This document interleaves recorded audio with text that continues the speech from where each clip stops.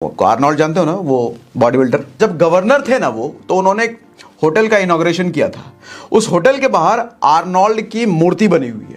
काफी साल बाद जब वो गवर्नर नहीं रहे, तो उसी होटल में वो रूम के लिए गए थे। होटल पूरा फुल था। होटल के स्टाफ ने रूम देने से मना कर दिया क्योंकि होटल पूरा फुल था। तो आर्नोल्ड को उसी होटल के बाहर अपनी बनी हुई मूर्ति के नीचे सोना पड़ा। तो आर्नोल्ड लिखते भी हैं कि इंसान की इज्जत नहीं होती है, इंसान के पद का इज्जत होता है। सम्मान इंसान का नहीं होता, सम्मान इंसान के पद का होता है, इंसान के ओहदे का, इंसान के पोजीशन का। तो इसीलिए कभी भी ऐसा काम मत करो कि आपको सामने तो लोग प्रणाम करें और पीठ पीछे आपको गालियां दें। जैसे हमारे यहाँ पे बिहार यूपी के स्कूलों में होता ना, मास्टर साहब को सामने प्रणाम मास्टर साहब, प्रणाम सर, और पीठ पीछे अरे बड़ा हरामी है मास्टर।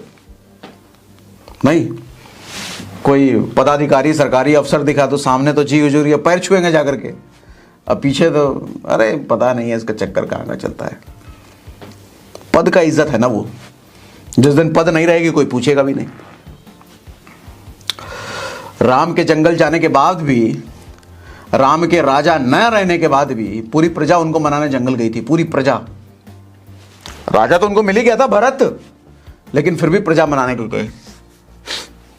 राम के पद की वजह से नहीं, राम के व्यक्तित्व की वजह से।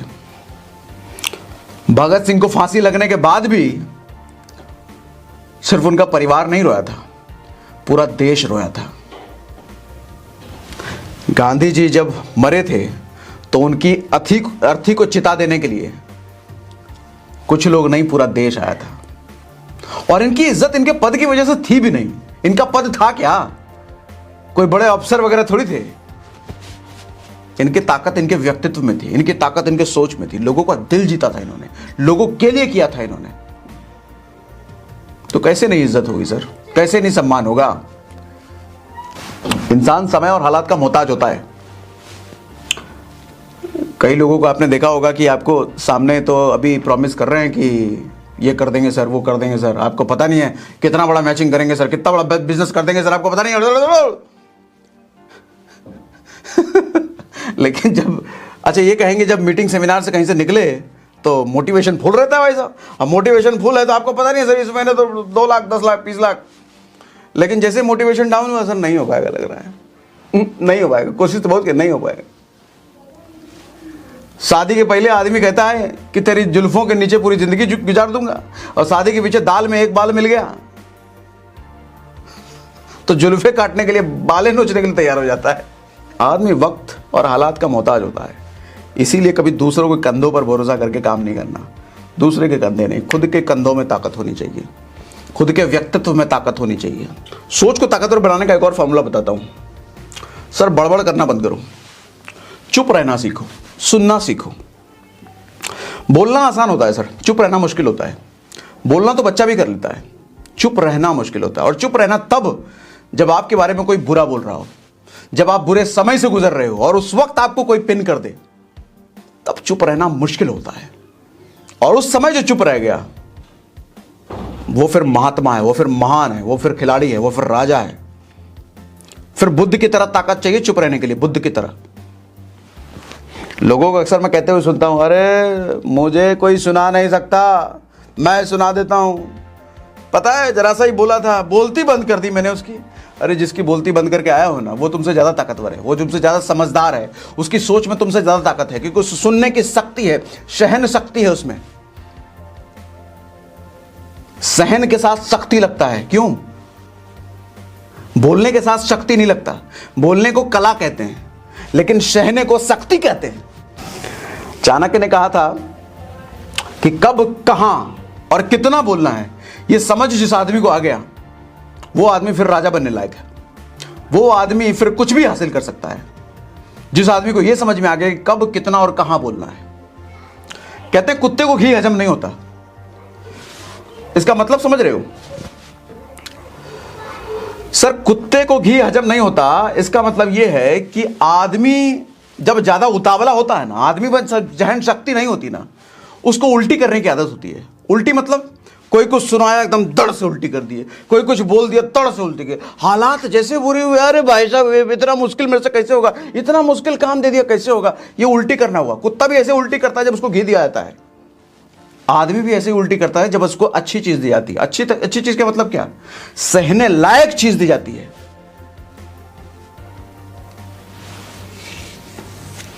जो आदमी घी को हजम कर लेता है ना, इसका मतलब यह है कि उसमें ताकत है, उसके पेट में शक्ति है पचाने की, और वो उसको पचा करके और ज्यादा शक्तिशाली हो जाता है।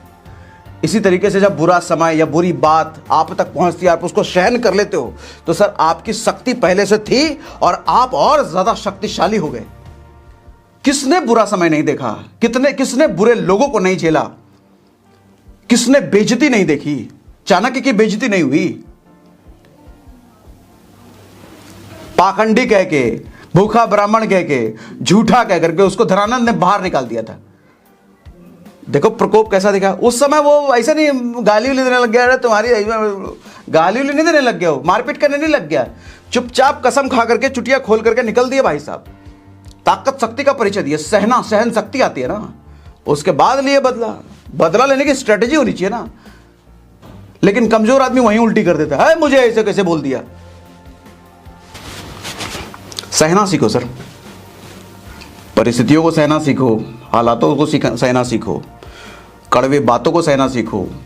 वो कड़वी बात कोई भी कह रहा हो, बड़े कह रहे हो, कई बार दुश्मन की कड़वी बात भी सहनी पड़ती है, गुरु की कड़वी बात सहनी पड़ती है, तभी तो सहन के साथ शक्ति लगता है, सहन शक्ति। अपनी जुबान ठीक कीजिए, गौर कीजिए कि आपके मुंह से निकलता क्या है। शक्तिशाली आदमी जिसकी सोच में दम होता है ना सर, वो हमेशा नोटिस करता है कि वो क्या बोल रहा है, कब क्या बोल रहा है। वो गलती से वो भी कोई ऐसी बात नहीं निकालता जो उसके पर्सनैलिटी को खराब कर सकता है। लोग अक्सर कहते हुए मैं इनको सुनता हूं, अरे मेरी लाइफ में बहुत टेंशन है सर, आपको पता नहीं कितनी दिक्कतें हैं मेरे साथ, बहुत दिक्कत है, बहुत समस्या है, बहुत परेशान हूं, बहुत आफत है।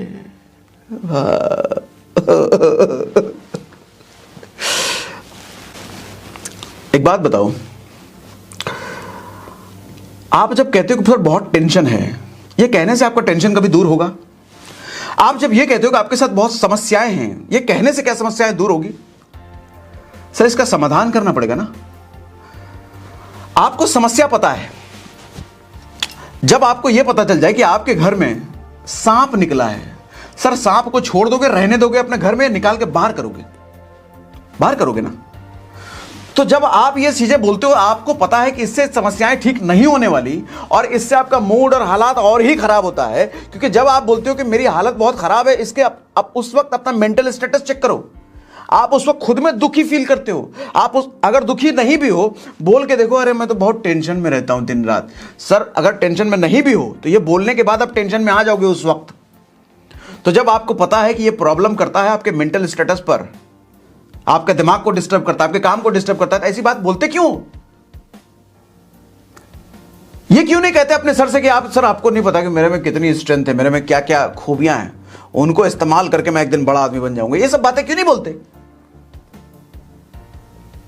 आज के बाद ये कहना बंद करो, अपनी दिक्कतों को गिनाना बंद करो।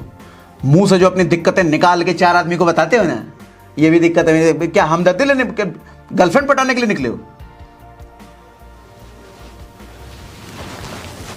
कोई फायदा नहीं है सर इससे। कमजोरी अगर जान गए हो उसको ठीक करो, उसको पालो नहीं।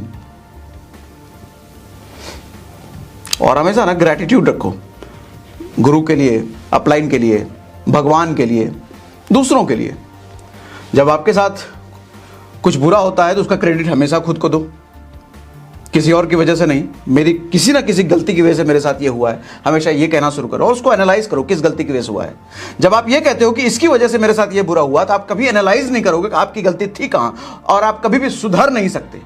दो गलती दोबारा करने की गुंजाइश बढ़ जाती है जब आप कहते हो कि उसकी वजह से मेरे साथ गलत हुआ है। तो सारी गलती तो आपने उसमें देख ली ना, आपने तो गलती देखी ही नहीं, तो सुधारोगे क्या? जब आप ये कहना शुरू कर देते हो कि जरूर मैंने कुछ गलती करी है जिसकी वजह से मैं आज ये भुगत रहा हूं, फिर आप सोचना, मनन, चिंतन शुरू करते हो और अपने आप को बेहतर करना शुरू करते हो। फिर अगली बार वो गलती नहीं होती, फिर आप बेहतर सिचुएशन में पहुंचते हो। लेकिन जब वो कुछ अच्छा हो तो अच्छा होते वक्त ये मत कहो कि मेरी वजह से अच्छा हुआ है। अच्छा होने वक्त अच्छा हुआ तो क्रेडिट हमेशा किसी और को दो, ना मिले तो भगवान को दो क्रेडिट। मैं तो हमेशा कहता हूं मेरे साथ जो भी अच्छा हो रहा है, भले कर मैं रहा हूं लेकिन करवा मुझसे ऊपर वाला रहा है। भले प्लानिंग मेरी है लेकिन उस प्लानिंग करने की बुद्धि मुझे ऊपर वाला देता है। तो कभी घमंड नहीं आता, कभी ये नहीं आता कि मैं ताकतवर, मैं अच्छा, मैं वाली फीलिंग नहीं आती सर। और जब आपके पे घमंड का लेवल चरम पर होता है ना, तो समझ लो पतन की शुरुआत वहीं से होती है। रावण के पतन का कारण घमंड था। घमंड में आदमी अंधा होकर के वो सारी चीजें करता है जो उसके विनाश का कारण बनती है। और इस घमंड से बचे रहने का एक ही तरीका है, आपके साथ जो भी अच्छा हो रहा है, जो भी अच्छा काम कर पा रहे हो आप, जो भी बेहतर कर पा रहे हो, उसका क्रेडिट किसी और को दो, और भगवान को तो हमेशा ही दो, क्योंकि उसी की वजह से सब कुछ हो रहा है। लेकिन जब बुरा हुआ तो क्रेडिट किसी और के पास नहीं जाना चाहिए कि भगवान मेरे साथ बुरा कर। ऐसा नहीं, बुरा हो तो क्रेडिट खुद को, तभी तो एनालाइज करोगे।